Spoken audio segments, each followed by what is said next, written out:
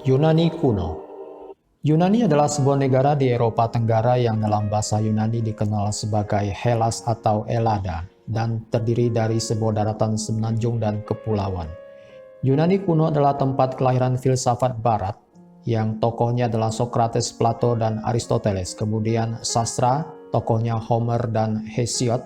Matematika dengan tokohnya Pythagoras dan Euclides. Sejarah dengan tokohnya Herodotus. Drama dengan tokohnya Sophocles, Euripides, dan Aristophanes. Juga tempat lahirnya Olimpiade dan demokrasi. Konsep alam semesta tentang atom pertama kali juga dikemukakan di Yunani melalui karya Demokritos dan Leucippus. Proses metode ilmiah modern pertama kali diperkenalkan melalui karya Thales dan orang-orang yang mengikutinya. Alfabet Latin juga berasal dari Yunani kuno yang telah diperkenalkan ke wilayah tersebut selama penjajahan Fenisia pada abad ke-8 sebelum Masehi. Pekerjaan awal dalam fisika dan teknik dipelopori oleh Archimedes di koloni Yunani, Sirakus. Daratan Yunani adalah semenanjung besar yang ketiga sisinya dikelilingi oleh Laut Mediterania yang bercabang ke Laut Ionia di barat dan Laut Aegea di timur, yang juga terdiri dari pulau-pulau yang dikenal sebagai Cyclades dan Dodecanese, termasuk Rhodes. Pulau Ionia termasuk Corcyra, Pulau Kreta, dan semenanjung selatan yang dikenal sebagai Peloponnes. Geografi Yunani sangat memengaruhi budaya dengan sedikit sumber daya alam dan dikelilingi oleh air. Orang Yunani akhirnya turun ke laut untuk mata pencaharian mereka. Pegunungan menutupi 80% wilayah Yunani dan hanya sungai-sungai kecil yang mengalir melalui pemandangan berbatu yang sebagian besar tidak cocok untuk pertanian. Akibatnya orang Yunani kuno menjajah pulau-pulau tetangga dan mendirikan pemukiman di sepanjang pantai Anatolia yang juga dikenal sebagai Asia Kecil atau Turki saat ini. Orang Yunani menjadi pelaut yang terampil dan pedagang yang memiliki banyak bahan mentah untuk konstruksi batu dan keterampilan yang hebat dalam menghasilkan bangunan paling mengesankan di zaman kuno. Wilayah itu setelah dihuni dan pertanian dimulai selama era Paleolitikum sebagaimana dibuktikan dengan penemuan di Gua Petralona dan Fransti, dua dari tempat tinggal manusia tertua di dunia. Zaman Neolitik dicirikan oleh pemukiman permanen, terutama di Yunani Utara, peternakan hewan dan pengembangan pertanian. Penemuan arkeologi di Yunani Utara, yaitu kota Tesalonika, Makedonia, dan Sesklo, menunjukkan migrasi dari Anatolia di mana cangkir dan mangkok keramik dan figur yang ditemukan di sana memiliki kualitas yang sama dengan penemuan Neolitik di Anatolia. Para pemukim pedalaman ini terutama adalah petani karena Yunani Utara lebih kondusif untuk pertanian daripada tempat lain di wilayah ini dan tinggal di rumah batu satu kamar dengan atap kayu dan tanah liat. Peradaban Cyclades berkembang di pulau-pulau Laut Aegea dan memberikan bukti paling awal dari tempat tinggal manusia yang berkelanjutan di wilayah itu. Selama periode Cyclades, rumah dan kuil dibangun dari batu dan orang-orang mencari nafkah dari memancing dan berdagang. Peradaban Minoan berkembang di Pulau Kreta dan dengan cepat menjadi kekuatan laut yang dominan di wilayah tersebut. Istilah Minoan diciptakan oleh arkeolog Sir Arthur Evans yang menemukan istana Knossos pada tahun 1900 Masehi dan menamai budaya tersebut dengan Raja Kreta kuno, yaitu Minos. Orang Minoan mengembangkan sistem penulisan yang dikenal sebagai linear A yang belum dapat dipahami sejarawan modern. Orang Minoan dapat membuat kapal, konstruksi keramik, seni dan sains, serta strategi perang. Raja Minos adalah pendiri angkatan laut pertama yang menaklukkan Cyclades. Bukti arkeologi dan geologi di Pulau Kreta menunjukkan bahwa peradaban Minoan jatuh karena penggunaan lahan yang berlebihan yang menyebabkan penggundulan hutan dan meskipun secara tradisional diakui bahwa mereka ditaklukkan oleh bangsa Mycenaean. Letusan gunung berapi di pulau terdekat Thera, sekarang Santorini, antara tahun 1650 dan 1550 sebelum Masehi dan tsunami yang diakibatkannya diakui sebagai penyebab terakhir jatuhnya orang Minoan. Pulau Kreta dibanjiri dan kota serta desa dihancurkan. Peristiwa ini sering dikutip sebagai inspirasi Plato dalam menciptakan mitos Atlantis. Peradaban Mycenae umumnya diakui sebagai awal budaya Yunani, meskipun kita hampir tidak tahu apa-apa tentang Mycenaean, kecuali apa yang dapat ditentukan melalui penemuan arkeologi dan melalui catatan Homer tentang perang mereka dengan Troya seperti yang tercatat dalam karyanya Iliad. Mereka membangun budaya terutama karena kemajuan arsitektur mereka, pengembangan sistem penulisan mereka yang dikenal sebagai linear B, bentuk awal bahasa Yunani yang diturunkan dari tulisan linear A bangsa Minoan, dan pembentukan atau peningkatan pemujaan keagamaan.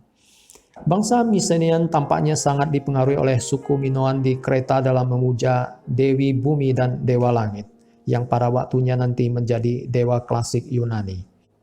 Mitologi Yunani memberikan paradigma yang kokoh tentang penciptaan alam semesta, dunia, dan manusia. Sebuah mitos awal menceritakan bagaimana pada awalnya tidak ada yang lain selain kekacauan dalam bentuk perairan yang tak ada habisnya. Dari kekacauan ini datanglah Dewi Eurynome yang memisahkan air dari udara dan memulai tarian penciptaannya dengan ular Ophion. Dari tarian mereka, semua ciptaan bermunculan dan Eurynome awalnya adalah Dewi Ibu Agung dan pencipta segala sesuatu. Pada saat Hesiod dan Homer menulis, yaitu pada abad ke-8 sebelum Masehi, cerita ini telah berubah menjadi mitos yang lebih dikenal tentang para raksasa, perang Zeus melawan mereka dan kelahiran dewa Olympian, dengan Zeus sebagai pemimpin mereka. Pergeseran ini menunjukkan adanya perpindahan dari agama matriarkal ke paradigma patriarki. Sebelum kedatangan orang Romawi, satu-satunya jalan di daratan Yunani yang bukan jalur sapi adalah jalan suci yang membentang antara kota Athena dan kota suci Eleusis, yaitu tempat kelahiran misteri Eleusinian yang merayakan Dewi Demeter dan putrinya Persephone. Pada tahun 1100 sebelum Masehi, kota-kota besar Mycenaean di barat daya Yunani ditinggalkan dan beberapa orang mengklaim peradaban mereka dihancurkan oleh invasi Yunani Doria. Bukti arkeologis tidak meyakinkan tentang apa yang menyebabkan jatuhnya Mycenaean.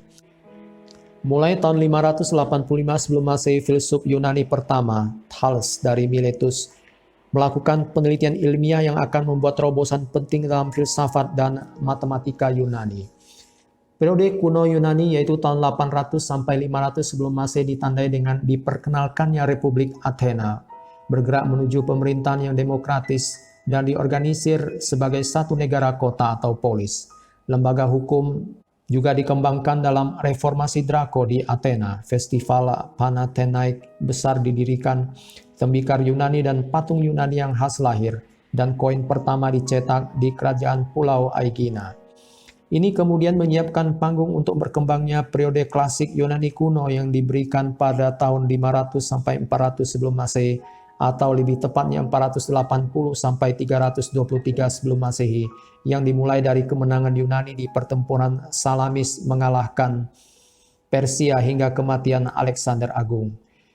Ini adalah zaman keemasan Athena ketika Pericles memprakarsai pembangunan Akropolis dan menyampaikan pidato terkenalnya untuk orang-orang yang meninggal karena membela Yunani pada pertempuran Marathon pada tahun 490 sebelum Masehi. Yunani mencapai ketinggian di hampir setiap bidang pembelajaran manusia pada masa ini dan para pemikir besar serta seniman kuno berkembang. Leonidas dan 300 Spartanya jatuh di Thermopylae dan pada tahun yang sama, yaitu 480 sebelum Masehi, Themistocles memenangkan kemenangan atas armada angkatan laut Persia yang superior di Salamis, sehingga menyebabkan kekalahan terakhir Persia di pertempuran Plataea pada tahun 479 sebelum Masehi. Demokrasi didirikan di Athena yang memungkinkan semua warga negara laki-laki yang berusia di atas 20 tahun punya hak suara dalam pemerintahan Yunani. Para filsuf sebelum Socrates mengikuti jejak Thales, memprakarsai apa yang kemudian menjadi metode ilmiah dalam mengeksplorasi fenomena alam. Orang-orang seperti Anaximander, Anaximenes, Pythagoras, Demokritus, Xenophanes, dan Heraklitus mengabaikan model teistik alam semesta dan berusaha untuk mengungkap penyebab utama kehidupan dan alam semesta.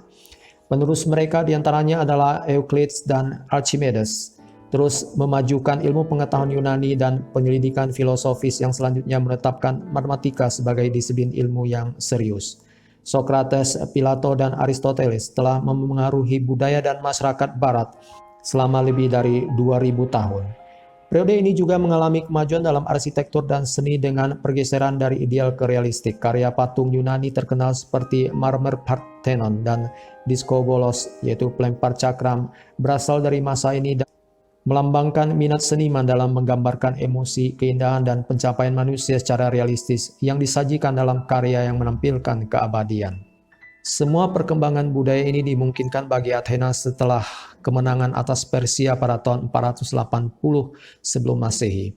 Perdamaian dan kemakmuran yang mengikuti kekalahan Persia menyediakan keuangan dan stabilitas budaya untuk berkembang.